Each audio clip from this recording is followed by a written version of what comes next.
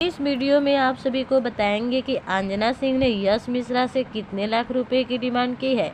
जी हाँ, यश और अंजना का तलाक हो गया है और एक खबर सुर्खियां बटोर रही है और दोनों तरफ से जो आरोप लगाया है काफ़ी चौंकाने वाला है।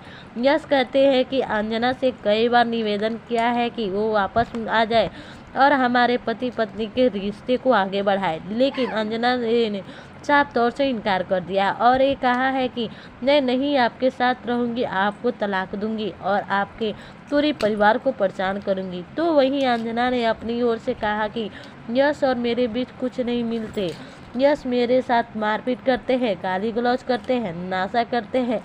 अंजना की इस बात से सबको चौंका दिया है। अंजना ने यश से हर महीने 3 लाख रुपए की डिमांड की है। अंजना ने आगे बढ़ाव चाहती है कि मेरे और मेरी बेटी का सारा खर्च उठाए। तो वहीं दूसरी तरफ यश का कहना है कि अंजना को मेरे पैसों पर नज़र है, इन पैसों से अपने परिवार की ज़रूरतों को पूरा करना चाहती है। तो दोस्तों, इस खबर पर क्या है राय है बताइए नीचे हमें कमेंट बॉक्स में। और वीडियो पसंद आए तो लाइक कर दे, शेयर कर दे और चैनल को सब्सक्राइब कर ले।